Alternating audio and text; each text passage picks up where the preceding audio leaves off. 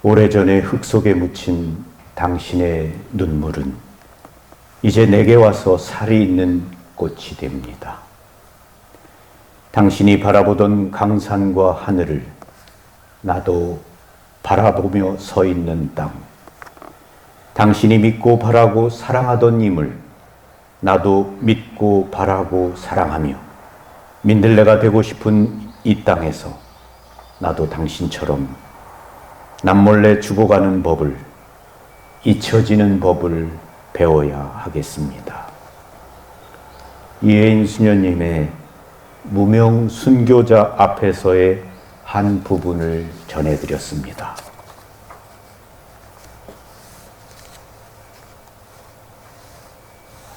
순교자는 예수 그리스도의 죽음을 본받아 그리스도의 권능을 드높인 증거자이며 하느님께 대한 신앙을 고백하고 하느님은 사랑이시라고 선포한 선교사입니다.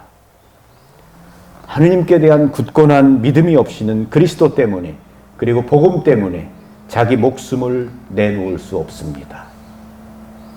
순교는 하느님의 선물입니다. 순교는 반드시 죽음을 유발하는 정신적, 물리적, 생물학적 폭력에 의한 것이므로 그 앞에서 어쩔 수 없이 이루어지는 비굴한 굴복이 아닙니다. 그리스도께 대한 신앙 때문에 그리스도를 증언하기 위해 자유로이 받아들이는 자유로운 죽음입니다. 순교는 신앙의 진리에 대한 최상의 증언입니다. 제2차 바티칸 공의회는 세상의 구원을 위하여 기꺼이 죽임을 당하신 스승을 본받고 스승을 닮아 피를 흘리는 제자의 순교는 교회에서 최상의 은혜요 사랑의 최고 증명이라고 설명합니다. 그리고 공의회는 찬란한 신앙의 증거인 순교에 대한 개념을 모든 그리스도인의 보편적인 성소인 거룩하게 되어야 한다는 근본적인 사명에서부터 정립하고 있습니다. 공의회는 그리스도교 신앙이나 그 신앙과 관련된 다른 덕행의 실천을 위해 자진해서 죽음을 받아들이는 것이 순교라고 하면서 피흐름이 없는 증거와 사랑의 순교, 즉 넓은 의미의 순교에 대한 개념을 제시하고 있습니다. 모든 그리스도인들은 한 사람도 빠짐없이 일상의 삶을 거룩하게 살고 그리스도 안에 간직하고 있는 희망에 대하여 언제라도 답변할 수 있도록 준비되어 있음으로써 그리스도를 증언하도록 부르심을 받은 것이다.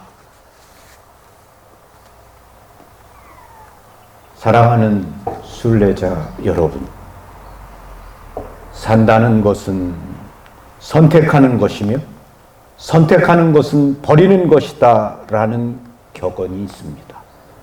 목적지에 가는 데는 두 가지의 길이 있습니다. 하나는 선택하되 하나는 버려야 합니다. 오른손에 하느님을 왼손에 재물을 움켜쥐고서 그 어느 쪽도 선택하지 못하고 어느 쪽도 버리지 못하는 신앙인들이 의외로 많이 있습니다. 모든 순교자들은 스스로 하느님을 선택했습니다. 순교자들은 주님을 위해 죽는 것이 나의 소원이라고 했습니다. 고문을 당하는 고통 속에서도 결코 하느님을 배반할 수 없다고 외쳤습니다. 오늘날 우리가 사는 세상은 일반적으로 더 이상 하느님을 선택하지 않습니다. 사람들은 하느님이 없는 문화를 만들어가고 있습니다. 하느님 없이도 얼마든지 행복할 수 있다고 생각합니다.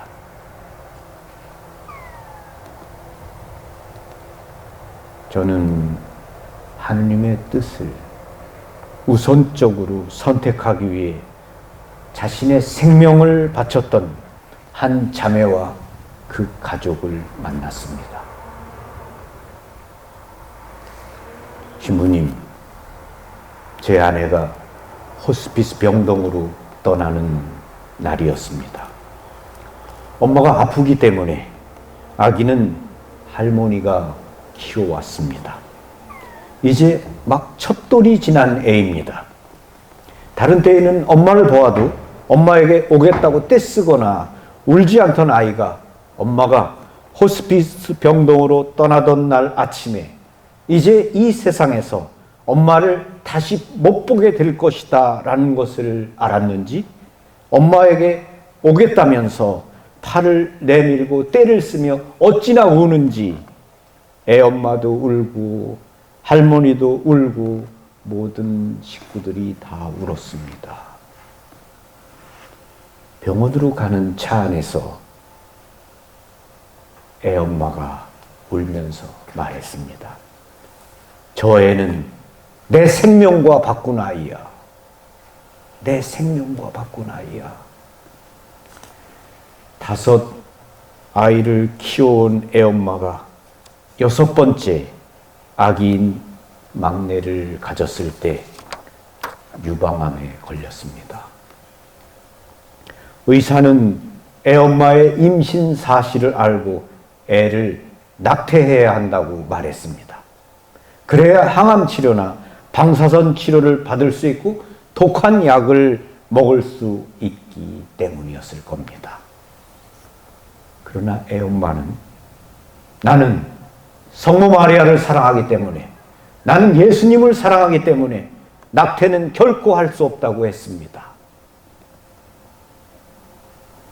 처음에 저는 아내에게 낙태할 것을 권했습니다. 친척들도 낙태를 하고 우선 살아야 한다고 이야기를 했습니다. 그러나 아내는 하느님의 마음을 2번 아프게 할 수 없다고 말하며 낙태하느니 차라리 죽겠다고 말했습니다. 사실 전에 아내가 낙태를 1번 했던 일이 있습니다. 임신한 사실을 모르고 감기약을 먹었는데 주변 사람들이 모두 낙태를 해야 한다고 하는 소리를 듣고 마음이 약해져서 그만 낙태를 한 것입니다. 낙태 후 아내가 얼마나 괴로워했는지 모릅니다. 하느님과 성모님 그리고 아기에게 너무 잘못했다고 너무도 많이 울었습니다. 아내는 낙태한 아기의 이름과 세례명을 지어서 기도를 바치며 늘 용서를 청했습니다. 아내는 그렇게 기도를 바치면서 2번 다시는 결코 낙태를 하지 않는다고 결심을 한 것입니다. 아내는 성모 마리아께 기도드렸습니다. 성모님, 제가 죽는다 하더라도 아기를 낳겠습니다. 다만 건강한 아기를 낳을 수 있도록 도와주세요 하고 말입니다. 아내는 매일 미사에 참여하고 성체를 모셨습니다. 몸이 아플 때는 택시를 타고 가서 미사를 봉헌하기도 했습니다. 저녁에는 가족이 함께 모여서 묵주의 기도를 모두 함께 바쳤습니다. 10개월이 지난 후 아내는 아기를 낳았습니다.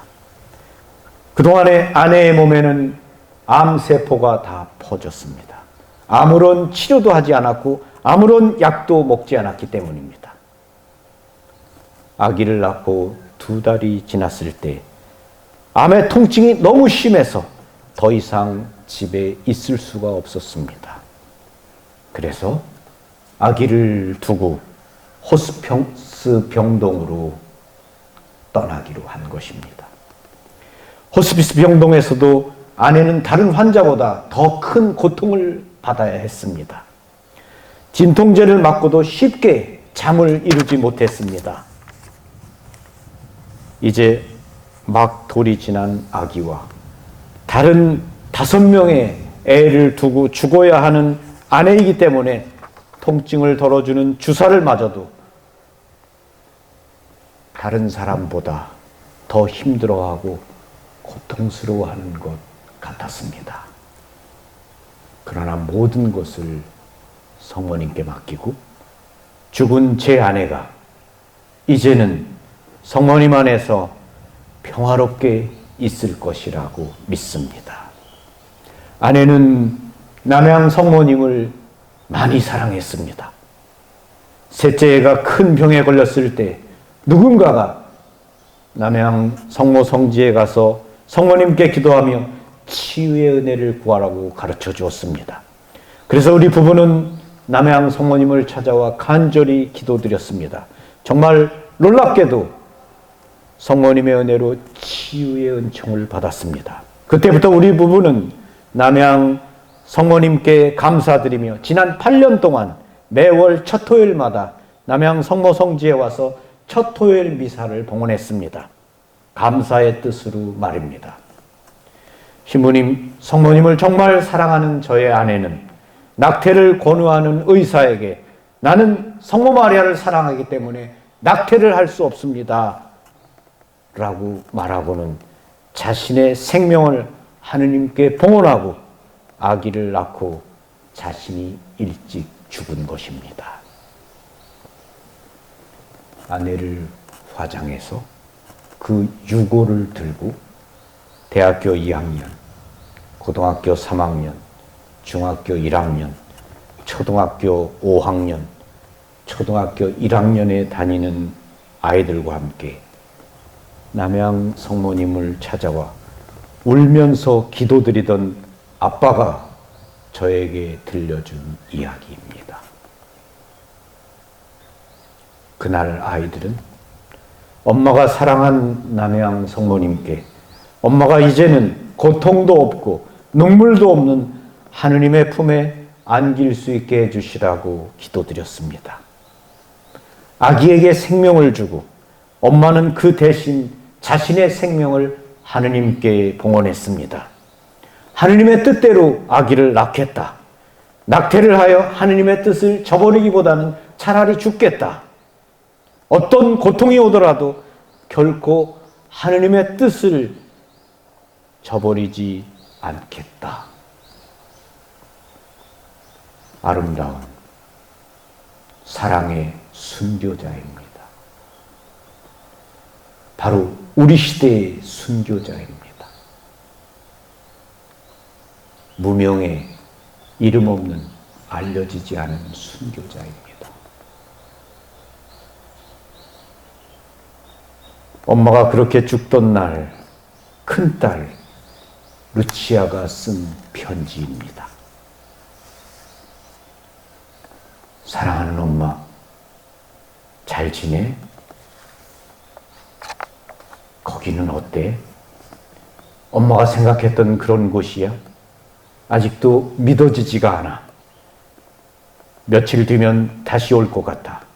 아니, 병원에 가면 있을 것 같아. 엄마의 빈자리가 아직은 안 느껴져. 엄마의 영정사진을 볼 때, 아, 이제 엄마가 없구나라는 걸 느껴. 오늘 하루도 엄마라고 나오는 소리를 얼마나 참았나 몰라.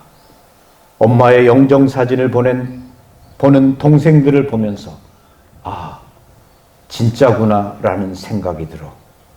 사랑하는 엄마야, 내가 병원에 갔을 때 정신이 든 엄마가 날 보며 루치아야 그러면서 엉엉 울었던 모습이 눈에 선한데 그런 엄마가 세상에 없다는 게 나로서는 너무 힘들다. 오늘 엄마 옷을 정리하면서 오투정 부린 내 자신이 미안하고 다이아 반지에 다이아가 없는 걸 보며 얼마나 마음이 아픈지 몰라. 입술이 아파도 엄마 나 입술 아파 이런 말도 못할 거라 생각을 하니까 정말 미치겠다. 엄마, 수백 번 불러도 대답이 없는 엄마야. 나 좀 살려줘. 엄마의 빈자리가 너무 커서 진짜 엄마를 따라가고 싶은 딸 좀 살려주라. 사진 속 웃는 모습이 너무 밉다. 우리는 여기서 이렇게 울고 있는데 엄마는 혼자 사라져 놓고 웃고만 있어서 너무 미워. 그래도 어쩔 수 없겠지.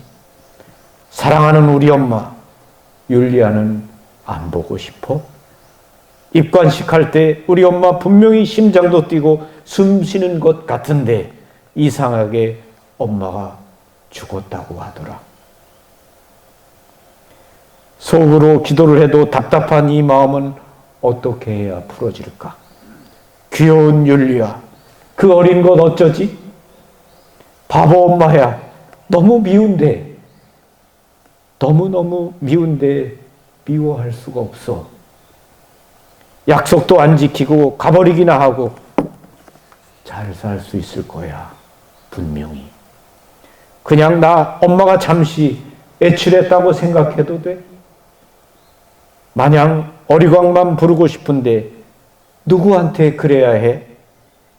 친구한테도 못하는 말 엄마한테만 다 하는데 이제 누구한테 해야 하지? 옷도 입고 나서는 어떠냐고 물어봐야 하는데 누구한테 물어봐?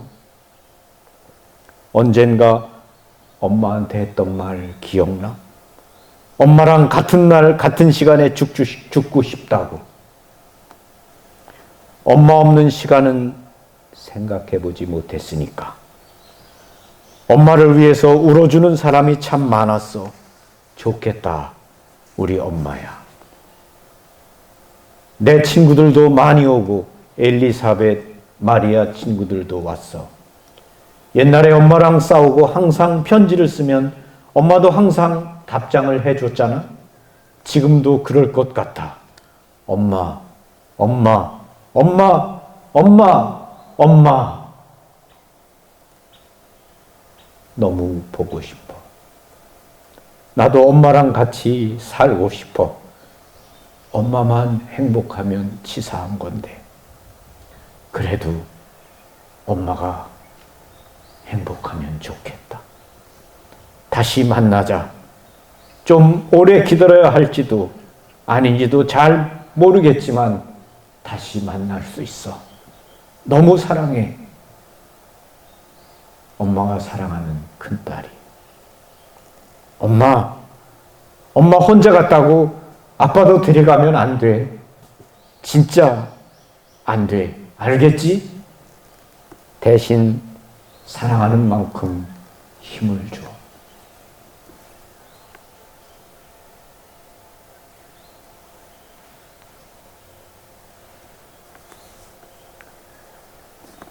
사랑하는 순례자 여러분,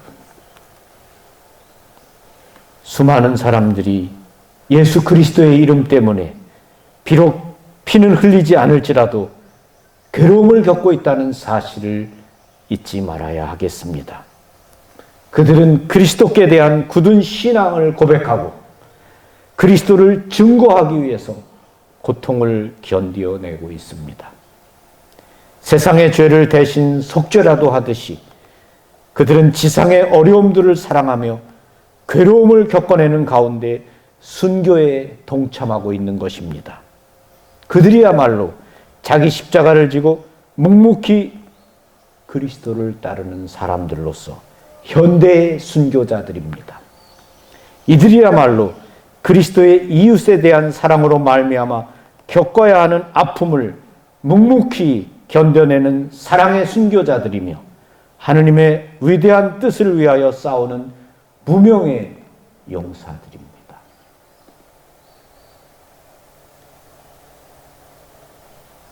아멘.